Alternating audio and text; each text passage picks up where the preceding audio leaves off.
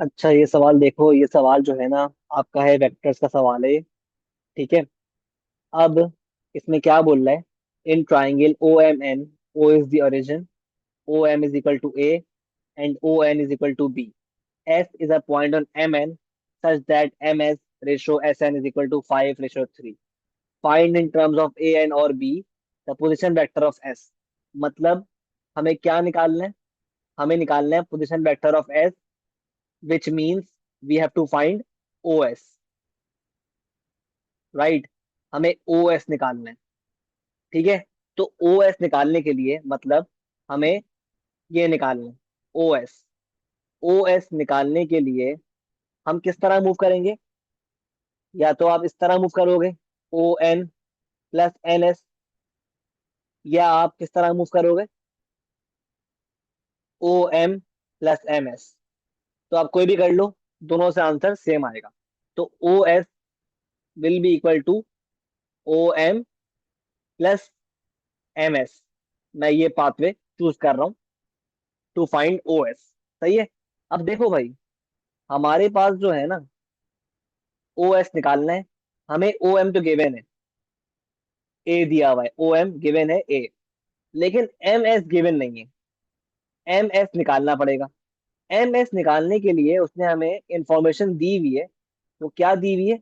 ये इंफॉर्मेशन कि M S, अभी हम एम एस निकाल रहे हैं, M S ratio S N बराबर है 5:3 के। ठीक है।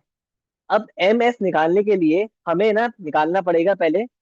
अब देखो क्या बोल रहा है ये, M S ratio S N is equal to 5:3 का मतलब क्या है? अब देखो ये पूरी लाइन है एम एन की। एम और एन यहाँ पर है और बीच में एस है। ठीक है। अब देखो, ये कह रहा है कि एम एस 5 है, रेशो एस एन क्या है, 3 है। मतलब एम एस के 5 पार्ट्स हैं और एस एन के 3 पार्ट्स। तो टोटल पार्ट्स कितने हो गए हमारे पास? टोटल पार्ट्स हो गए हमारे पास 8। तो अगर मैं आपसे पूछता हूँ यार कि बताओ कि एम एस कितना हिस्सा है of the total M N, तो आप क्या बोलोगे कि M S is equal to 5 parts out of the whole 8 part of M N. ये बोलोगे ना कि एम एस जो इतना हिस्सा है वो 5 पार्ट्स हैं out of the whole 8 parts of the line M N. ठीक है। तो इस तरह आप निकालोगे एम एस। अब मसला ये है कि हमें एम एन भी मालूम नहीं है। तो एम एन निकालने के लिए बहुत ही आसान है।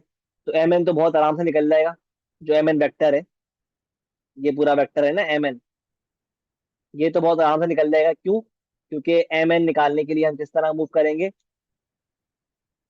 M O plus O N. M N निकालने के लिए हम मूव करेंगे M O plus O N. ठीक है। अब देखो हमें ओ एम गिवन है, तो हम एम ओ निकाल लेंगे। सही है। तो ओ एम है ए, तो एम ओ क्या हो जाएगा, माइनस है। ठीक है। और ओ एन तो हमें वैसे ही गिवन है बी, तो B minus A will be M N. Once we have found M N, उसको आप इंसर्ट कर दो इस फॉर्मूले में to find M S. 5/8 into B minus A will be the answer of M S. अब वंस हमारे पास एम एस निकल गया, तो हमारे पास ओरिजिनल इक्वेशन क्या थी ओ एस निकालने के लिए? O M plus M S. तो O S will be equal to O M plus M S. ठीक है। हमें ओ एम क्वेश्चन में गिवन है ए, और एम एस हम निकाल चुके हैं 5/8 इंटू बी माइनस ए। और ये आपका आंसर है, इसको सिंप्लीफाई कर लो। A plus 5/8 B minus 5/8 A. Right. तो 1 + 1 minus 5/8 will be 3/8 A plus 5/8 B is your answer for the position vector of OS. Right. So that is how we find position vector of S in its simplest form. I hope clear. तो ये था एक vector का एक बहुत ही typical question. तो ये make sure करो कि ये आप अंडरस्टैंड कर लो प्रॉपर्ली। ठीक है। अगर ये आपको लॉजिक अंडरस्टैंड हो गई ना, क्लियर हो गई आपको, तो आपको बहुत सारे वेक्टर के क्वेश्चन आपसे वैसे ही हो जाएंगे। ठीक है, तो मेक श्योर इसको रिपीट पे देखो दोबारा से, अगर समझ नहीं आई ठीक है। और